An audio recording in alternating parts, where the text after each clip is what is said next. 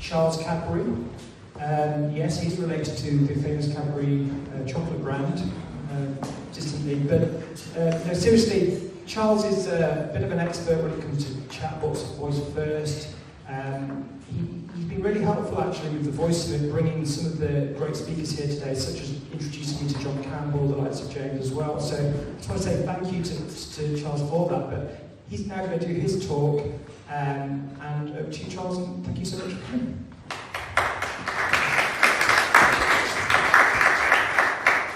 So firstly, thanks very much for inviting me. And it's really great to see so many friendly faces in the room. It's we've said quite often, it feels a little bit like voice is where mobile and smartphone application development was in 2005. A group of people who are really trying to kind of push forward what we know is definitely the future.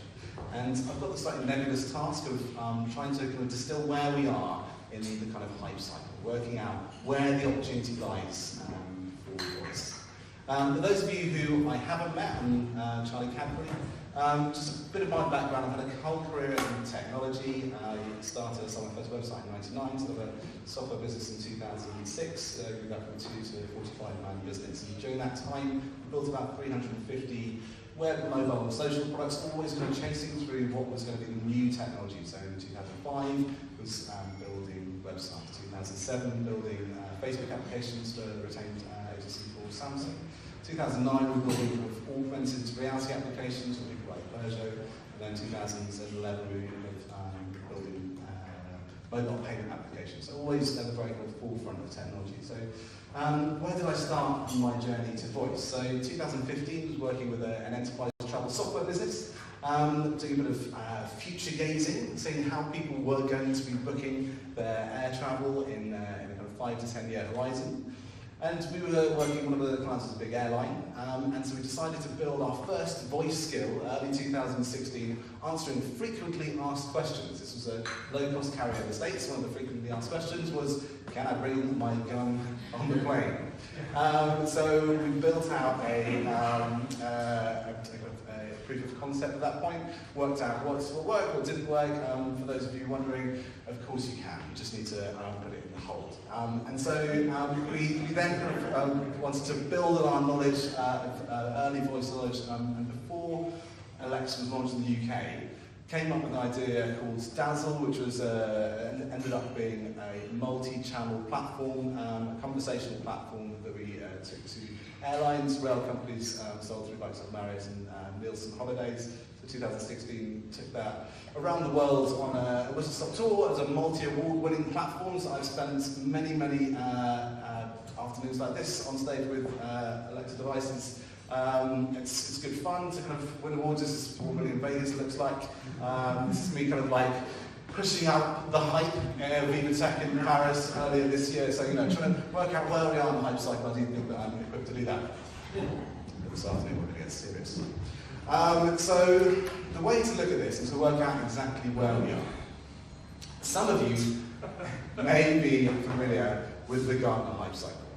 Some of you may not. I'll just quickly talk to you about it. So Gartner are an intelligence agency, or an intelligence business. They inform the top businesses on the planet about how to think strategically about business transformation, but specifically here we're going to talk about how to think about new and emerging technologies. They first published the hype cycle in 1995. The 23rd one was out this year, and what they noticed as a trend, and the reason they put this together, is that the world has problems, and technologists come up with solutions to those problems here at the innovation trigger points. And people start to bring new technologies to market.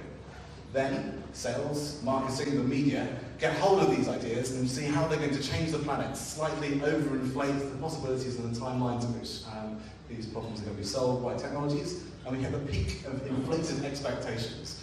And that's kind of a confusing point, because as we know in life, you are the most disappointed when you've had your expectations mismanaged. So what then happens is we go through this trough of disillusionment where what we were promised was going to happen next year hasn't happened in a couple of years' time, but over time you can then rise the slope of enlightenment. We work out how to use these technologies to solve the problems they were initially invented for. So in 2011, this is the first time that Gartner identified that in the long term, beyond the 5-year horizon, natural language question answering will be a major technology force. And interesting to point out that in 2011, Gartner was using words like natural language answering will be the major technology force. I mean, what I've learned over the last few years is that it is not voice, which is the innovation, it is not chatbots, which is the innovation. Natural language processing is the innovation. And as long as you can use that, that's what you should be tracking. So in 2011, they were here. And interesting to point here that natural language answering was in a blue dot. So 2011, Gartner predicted that between 5 to 10 years is when natural language question answering was going to be brought to market. 2012, not a lot has happened. 2013, we see lots more people taking advantage of the sales and marketing teams taking advantage of pushing out press releases saying how this is going to change the world.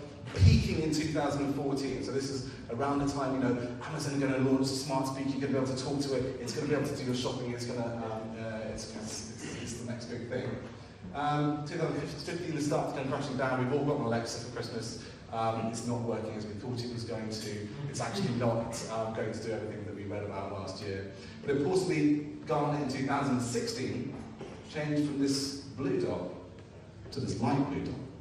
And the reason that's so important is that in 2016, Gartner then upgraded the fact that they thought their years to mainstream adoption had moved from 5 to 10 years to 2 to 5 years. This was 2016, this is 2 years ago. 2017, so natural language question answering had gone, and that indicates that Gartner are no longer tracking it because they believe it's so well established, it's on its way up. And we can see this, and Andrea from Amazon was talking about the number of tools that you can use to build voice experiences. And we've got a maturing kind of environment of tools which are supporting us in creating voice experiences. This is what you tend to have as an ecosystem that help you build these kind of experiences in and around kind of your core technology. And that helps people rapidly prototype, work out exactly where the use cases are, and build business cases for the world within their business. And you've got to look out when building voice or conversational interfaces. It's very different to the way that we used to build software using graphical interfaces. Over the last 15 years or so, there's been massive advances in the way that we build graphical interfaces and great best practices.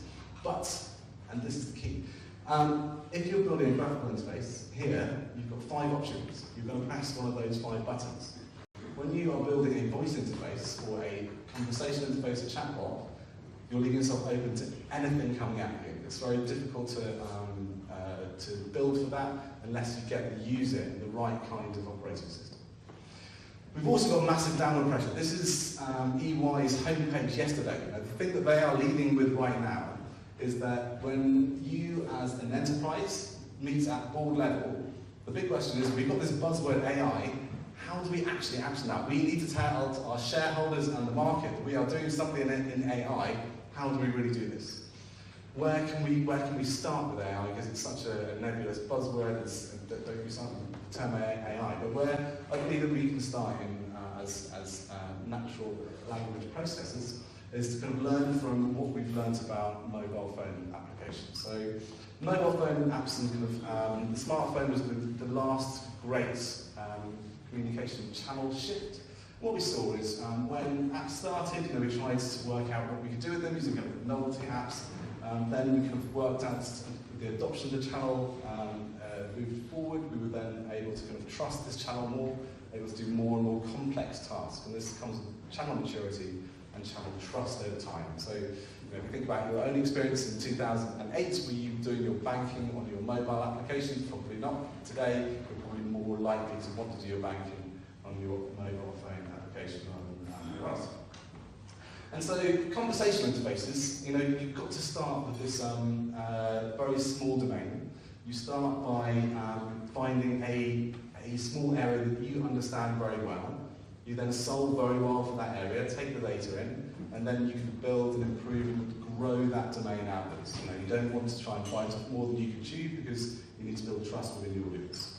So what we kind of recommend setting out is that you start in a very familiar territory. Most people understand PPC, or driving conversations that leads to an action. You need to go and sell or market your price. We look at tasks that need to be completed. For example, is how to book a test drive. If you don't understand that domain very well, you can then create a chatbot, which you can then retarget to, or a voice experience to allow people to book a test drive. That might sound a little bit like this.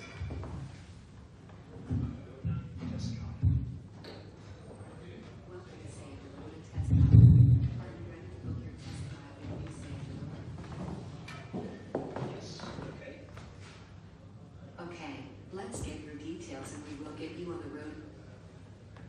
Sorry, videos in this room are changed. Arona test drive. Welcome to Seat Arona Test Drive. Are you ready to book your test drive in the new Seat Arona? Yes, okay. Okay, let's get your details and we will get you on the road in the new Arona. Can I confirm your postcode is TW74QF? Yes, that's right. And can you tell me the house number? It's number 29. And can I have your full name? It's John Smith. When would you like to book your test drive?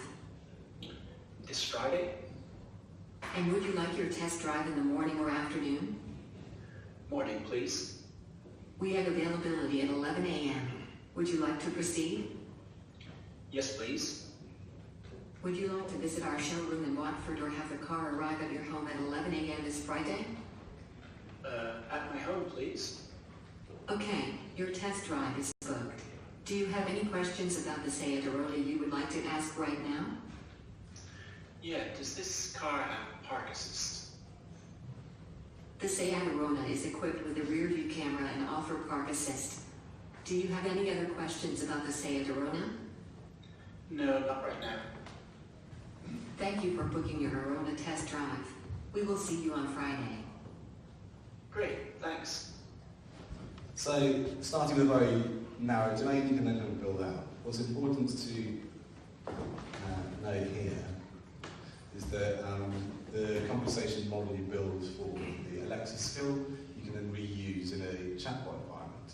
So the point is, the minute you can open people and get people into a chatbot environment, you're then opening up a new communication channel you can then retarget later. So they abandon this halfway through, you can then automatically nudge them a week later and say, hey, we were talking about booking a test drive. What happened? Can we please come back to that? Now the future of kind of building these conversation experiences, especially as you need to think it comes in three different three steps. The first step is trust. You need to make sure that anybody who asks a question gets back the right answer. We've all had bad experiences with Alexa where you ask something and it doesn't come back correctly. So the minute you do that, people go back time and time again to that same channel, and the minute they come back second and third time, you then are enriching your CRM, you're filling up your database, you're learning more about them, you can have a personalised relationship, a personalised conversation. The minute you're having a personalised and trusted conversation, you can then activate that individual and get them to do the task you want them to do. And that's incredibly valuable from a channel perspective for a brand. There was a peak study that was out earlier this week at Wired Smarter, which said that they surveyed all of the UK retailers and worked out which were and which were not using AI. They saw that the retailers that were using AI had 30% faster revenue growth than those that were not, and those that were using AI had 50% higher profit margins than those that weren't, and that's kind of a broad range of different types of AI. So, what is coming next? We kind of understand where we are with what we've got, but what is coming next? And we've touched on this a bit this morning, and please stick with me. It is influencer marketing. And we're going to take a step to the left. Those of you who do or do not know about influencer marketing, it's a $1 billion business. It's set to double to a $2 billion business next year. And this is because people no longer are getting the returns they're getting from other digital advertising channels, so they're looking to new media, new ways to get that. So the reason I'm talking about influencers is because the next rise of influencers beyond these good-looking celebrities or these good-looking micro-influencers are actually these assistants. Right? So in a kind of 2 to 10 year horizon, we're going to look at that in a second. These assistants are going to become the new influencers. You're more likely to buy things that are influenced you, that have been recommended to you by a trusted advisor than anyone else, and that's why influencer marketing is rising. And that's exactly the place that your assistants are going to want to take. Now, we don't know if they're going to anthropomorphize themselves. There's a whole load of research which says that the assistants are going to start to look like quirky faces. Cortana started to try out with this in 2015. They released 17 different ways or emotions that Cortana could talk to you in. So you might even start to look like a real human being. But let's have a look and see where these kind of very personalised digital assistants are going to come in. Now, Gartner classify these differently, and Gartner talk about these as virtual personal assistants. So they started tracking these in 2015 on a 5 to 10 year horizon. This then kind of started to rise relatively quickly, kind of on the back of the ability to automatically answer questions using natural language. 2017 really kind of the idea that you're going to have your own personal assistant being able to answer your questions and run your life is really starting to take hold. But most interestingly, this year, Gartner have reclassified in this kind of 2 to 5 year light blue that your own personal assistant, and this is the automated assistant you can use to run your whole life, is coming within the next 2 to 5 years. So if you look at where we are with automated natural language question answering today, that's where we are with virtual assistants. If we look where we were about 2 years ago, that's where we are with virtual assistants today. And what's driving this is this billion user club, right? So you've got the likes of Google, Amazon, Apple, Microsoft. They are all desperate for you to use their virtual assistant. They're the only companies on the there may be Samsung, and some Chinese entrants are the kind of companies on the planet who have the resource to drive this kind of shift in behaviour, this idea that you can use something that they produce in a compelling enough way for it to be your right-hand person and your guide through life. Google released this wireless charging unit this week in their product hardware announcements. And it might look like a charging unit which just sits up, but I think more importantly, the minute you start to charge your Android or your Pixel phone on this wireless charging unit, it's sat up and it pushes the assistant front and centre, gradually shifting the user's behaviour so that you start to think of this as you do your smart speaker. So if it's charging, you'll start to ask this questions in the way that you are a smart speaker, but differently to the way you use a smart speaker, you will then put this in your pocket and take it with you for the rest of your day. It's a very subtle behaviour shift towards the ubiquity of kind of your always-on personal assistant that's going to be carried around with you. It's these kind of subtle behaviour changes which over the next 5 years are really going to start to change the way we live our lives. So, the long-range threat for a brand is this kind of idea about disintermediation by these highly effective influencing artificial agents. So I'm a customer and I say, can you just send me some new toothpaste? You get some new toothpaste. In that customer journey, where does Total have a view over Colgate? So the important thing from any kind of brand is to start to play with this now. It's exactly as John mentioned earlier. You need to start to understand how to play in this space, otherwise you're very quickly going to lose market share. So, there's 3 things you take away from this. So firstly, where we are within automatic natural language question answering. I haven't made that very easy for me. We are on the slope of enlightenment. We can make voice skills and chatbots which do things very well, but start off in a very kind of tight, well-understood domain. Early movers there will gain market share. Keep your use cases tight. Use very kind of known domains. If you try and do too much, then you're unlikely to succeed. And finally, learn now. If you're not starting to learn how to do this right now, there's a very good possibility you'll be outmoded in the future. I'd love if you have any questions or no questions are good. Yeah, we can do questions. We can do some questions.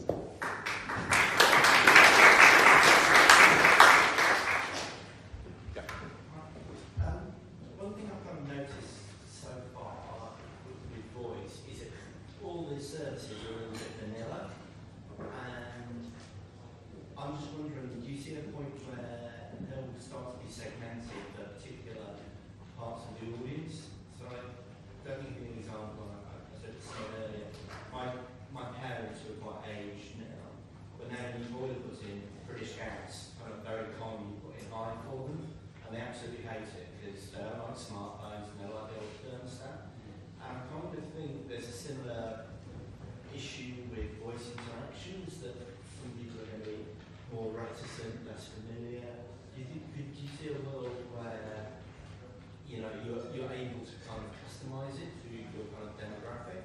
I think that there will be different assistants which are better at doing different things, so better at appealing to different groups. So if you look at the way that Microsoft are approaching this, they know they're really, really good in the enterprise. Their whole target way is all kind of aims towards business efficiencies. And so they are looking to own that space. You might have people who are more consumer orientated, moving towards Amazon, and Apple, I don't think should be discounted. What we saw right back to the world of mobile, in 2006 you could build brilliant smartphones with brilliant smartphone applications. And Apple took a step back for a couple of years and came when they really, really understood the use cases and nailed it. And I think that Apple really understand where they can play, that they make a big bet on smart homes. So they've got a new generation Apple TV that's very, very Siri-led at the moment, and so they believe that point in your home for entertainment is somewhere they can then grow from. So I think different assistants will cater for different groups. I'm not entirely sure what your plans are. I think I would add to that. We can already create conversations that flow differently for people in different segments. So whether that's a commercial segment like a potential buyer, or someone who's more agitated based on sentiment analysis, you can send them down a different path. We worked on that together with Charles and Dazzle. Activated real customers would have a different journey in their customer service path. They use swear words and all that type of stuff, and we get more quickly handed over to a customer agent. So you could classify these types of conversations that run differently based on age group, sentiments, and all kinds of other factors. So yes, we can in the near future. Perhaps one more. So with these kind of virtual personal assistants in their lives, the whole trust is going to become really, really important. And do you think the whole kind of hacking of Facebook and the manipulation of data by various forces, do you think there's increasing scepticism about handing more control over to BPAs? So I think John touched on the Tim Berners-Lee project, built on a framework called SOLID, which is social linked ID. That's all about trying to give you as the user all of your data back, and then you decide what of your personal data you share with what provider. And whether that becomes the kind of de facto standard in the future or not is yet to be proved. But what it has started to do is bubble up a discussion around how we should approach this future, where more and more and more of our intimate secrets are going to be held with a personal assistant. However, Google know that you're here right now, probably what you're doing, probably what I'm saying. So there's a lot of this is already happening in the background, and you have these privacy concerns with the rise of new technology until they make our life seamless and then they go away. As long as the benefit that I'm getting as the user overweighs what my fears of what someone else might do with it, I think that we're living in a digital world and it's relatively well understood that loads of my data is out there, but I far prefer living in 2018 than I did in 1818. I'm just wondering if you have any knowledge or insights, or Dazzle or other work, understanding kind of the deeper layer of automatic speech recognition in terms of how the systems are developed to actually increase their capability. Because a lot of what we're talking about is skills at the front end, essentially, linking things up and making the connections. But somebody mentioned earlier that Alexa doesn't work in French, and a lot of times accents is a big challenge. We're developing our own model to understand kids and accents and all of that. So I've sort of lost sight of the bigger picture of what the adult world and language is happening. Do you have any view on how quickly different accents are working? Are we relying just on Google adding languages and just on Alexa, or do we have other? Instead of me starting and Simon jumping in. And Simon, do you want to take that? Sorry, I Sorry, Simon. Yeah. So Google used their Google Drone team in 2014 to improve the quality of the automatic speech recognition.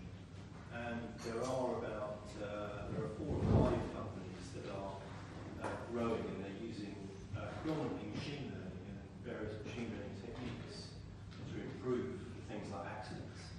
And what you'll notice is that the more you use these things, the better they become, because they're actually now, they have machine learning algorithms that are based around individual users as well, which pick up your speech patterns. Exactly that. We rely on the big guys who have much more resources to do some of this improvement. But when we rolled out some of the stuff at Nielsen, it struggled with northern accents in holiday resorts.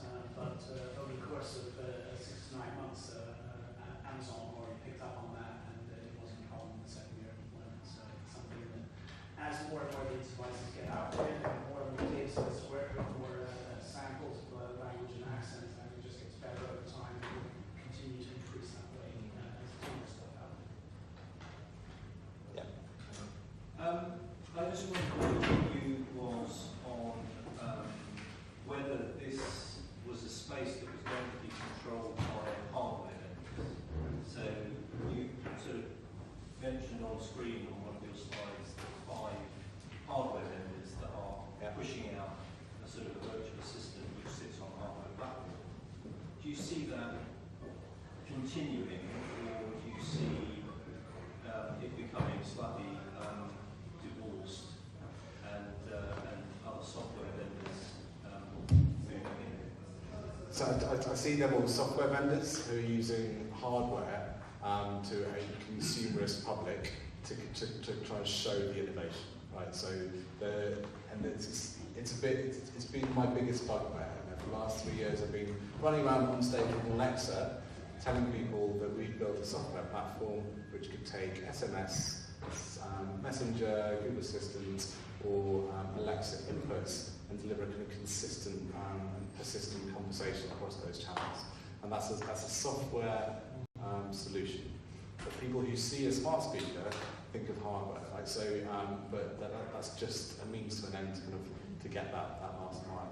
So, through a few of the talks earlier, the strategy of these software manufacturers to try and get their AI and their system well, they're allowing anyone who makes anything with a speaker and a microphone in it, allowing them to put their personal assistants in there, so that when you make your assistant choice in the future, you can just ask the ether, and your assistant will know your voice and can help you get on with your day. So this is definitely software pushing this forward. And the challenge for every one of those software businesses is how to make sure that in any room you go into, you can say to the air your request, it'll be picked up by a speaker, and it'll know it's you, and then it'll help you get on with your day. That's the future there. The hardware is just a marketing tool for you to use their voice services. I disagree with that strongly. Really? Yeah. I think that the core of future voice technology is going to be the neural processing units that go into the next generations of smartphones and other devices. This isn't even just hardware, it's silicon play. It's not software. Well, what's running on the silicon? It's actually there's going to be custom AI silicon that is already being developed by multiple semiconductor companies. And that is going to be, in a lot of cases, will allow offline voice analysis and recognition on devices. And it's one of the reasons why most of the 5 companies you have mentioned there are putting at least as much money into the next generation of their chipsets as they are into the cloud service.